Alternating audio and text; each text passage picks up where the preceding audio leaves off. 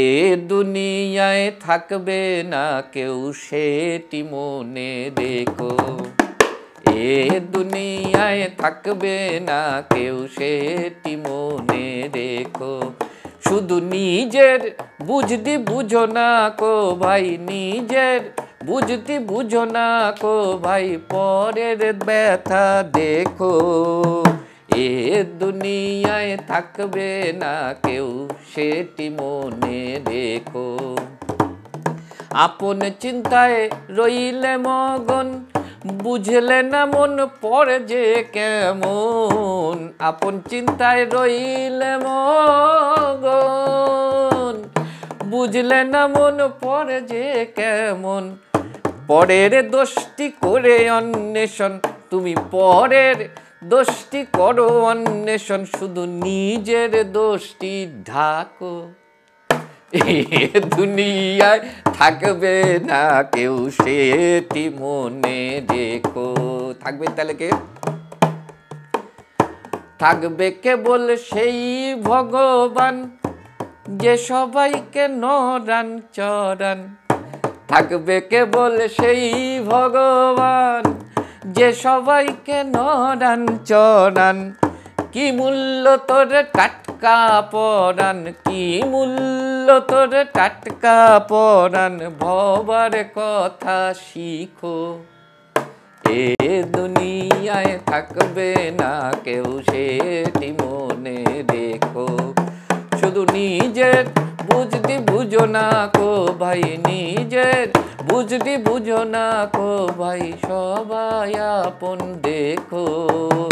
এ দুনিয়ায় থাকবে না কেউ সেটি মনে রেখো, এ দুনিয়ায় থাকবে না কেউ সেটি মনে রেখো। মানে এর থেকে বেশি আমার মনে হয় না এরপরে আর কোনো কথা কাউকে বলতে হবে। আমি নিজের বুঝটা বুঝে নেবো, অন্যের সবার আগে অন্যের দোষ ধরবো, নিজের দোষ ধরবো না। কারণ আমার নিজের দোষ ঢাকতে গেলে তাকে অন্যের দোষ ধরতে হবে। এটা হচ্ছে বিষয়। একদম শেষ পর্যায়ে চলে এসেছি আমরা, কিন্তু একটা জায়গা না ছুঁয়ে গেলে নয়, সেটা হচ্ছে আপনার দোহারের জায়গা। ও বাবা! এবং কালিকা প্রসাদ দাস, যাকে আমরা খুব দেখুন, কালিকাদার ক্ষেত্রে না, মানে কালিকাদার সঙ্গে কোথাও আমার একটা যোগসূত্র ছিল, হয়তো ছিল এবং এখনো আছে। কে কি ভাবে, কে কি করে, এটা ভেবে কোনো লাভ নেই। মৃত্যু শব্দটা আমার কাছে একটা পরিপূর্ণভাবে মিথ্যে শব্দ।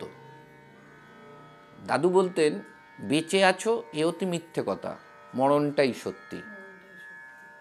কারণ আপনি বেঁচে থাকাকালীন আপনি খেতে পাচ্ছেন না, অমুক তোষক হাবি যাবি, এগুলো নিয়ে কেউ আপনি যেই মারা গেলেন, আমি তো ওনাকে বাবা রোজ দেখতাম অমুক, মানে আপনি জীবনে কোনোদিন তাকে দেখেনি।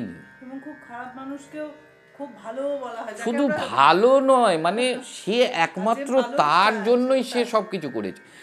এই বোধটা না মৃত্যুর পরে আসে। আর মানুষের আয়ু কতক্ষণ বলুন তো? আপনি যদি শ্মশানে যান, এই শ্মশান শব্দ এর একটা শব্দটা বলে তারপরে আমি ওইটাই যাচ্ছি। আপনি শ্মশানে গেলে দেখবেন যে যাকে মানে মৃতদেহ যেটা শোয়ানো রয়েছে, সেটা যেই মুহূর্তে কাঠেই দেওয়া হোক বা চুল্লিতে ঢোকানো হয়ে গেল, দেখবেন সবার মধ্যে কিছু লোক ঘড়ি দেখা শুরু করবে, আর 45 মিনিট, চলো এখন 45 মিনিট বাদে আবার তো ডাকবে, ততক্ষণ চাটা খেয়ে নি। তার মানে ওইখান থেকে ওই যে 1.5 সেকেন্ড বা 2 সেকেন্ড ঠেলা, ওইটাই আপনার জীবনের শেষ। ওইটুকুই আপনি বেঁচে আছেন, ওইটাই সত্য। ওই জন্য দাদু আমাদের বলতেন, বাবা শ্মশানে যাবে। শ্মশানে গিয়ে কী করবো? সাধনা করবো? ধুৎ, শ্মশান বানানটা ভুল লেখো বাবা তোমরা। শ্মশান মানে হচ্ছে দন্ত শয়ে বয় আকার, তালিব্য শয়াকার, দন্তন্য।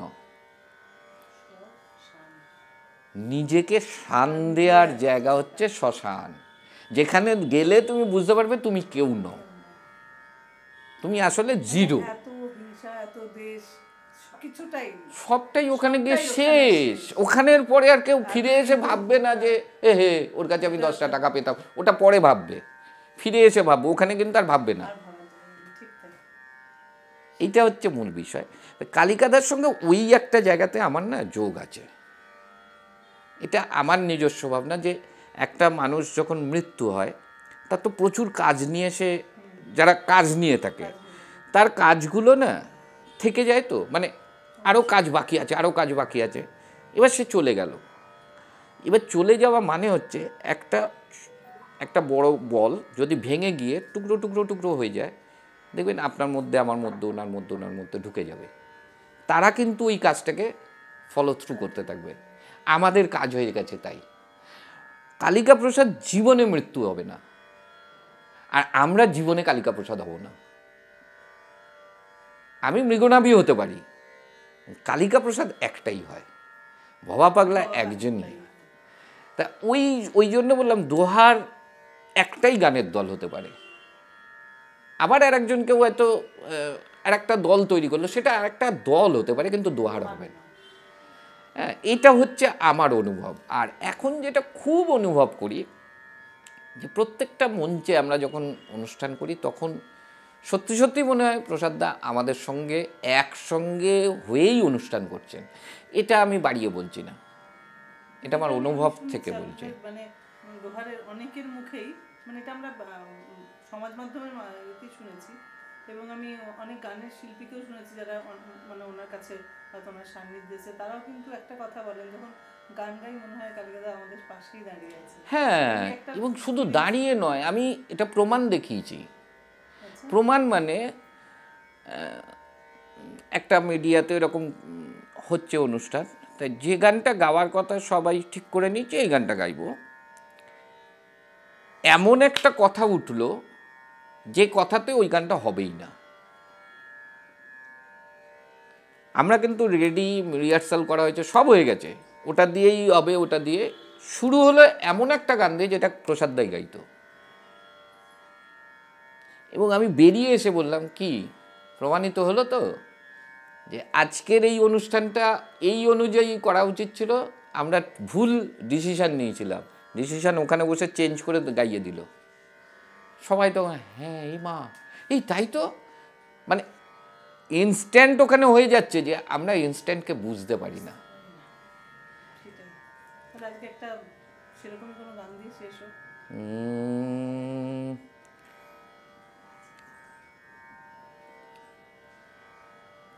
না, এই কালিকাদার নাম বলে ফেলেছে তো মুশকিল হয়ে গেছে একটাই, এটা বাজিয়ে হবে না। হ্যাঁ, আমি আমি ডুবকি বাজিয়েই গাইব।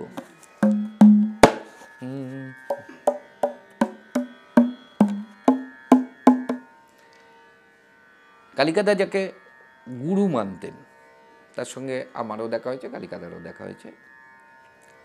তার নাম হচ্ছে শাহ আব্দুল করিম। এই একটি মানুষকে দেখেছিলাম যিনি ভগবানকে সরাসরি দোষারোপ করেন, তুমি দোষী, আমি নয়। কেমনে চিনিব তোমারে মুর্শিদ ধন হে, কেমনে চিনিব তোমারে,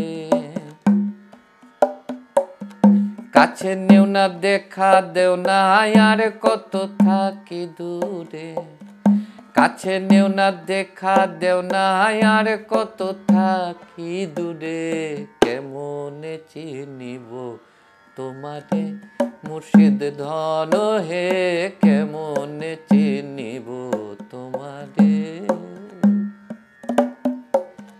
তন্ত্র মন্ত্র করে দেখি তার ভিতরে তুমি নাই, শাস্ত্র গ্রন্থ পড়ি যত আরো দূরে সরে যাই, আরো দূরে সরে যাই,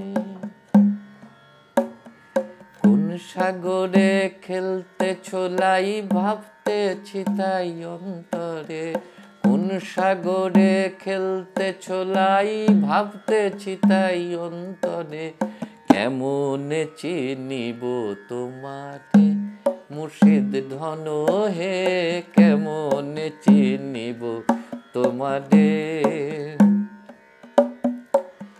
বাউল আব্দুল করিম বলে দয়া করো আমারে, নত শিরে করো জোরে, বলি তোমার দরবারে, বলি তোমার দরবারে। ভক্তের অধীন হও চিরদিন, থাকো ভক্তের অন্তরে, ভক্তের অধীন হও চিরদিন, থাকো ভক্তের অন্তরে। কেমনে চিনিব তোমারে মুর্শিদ ধন হে, কেমনে চিনিব তোমারে মুর্শিদ ধন হে, কেমনে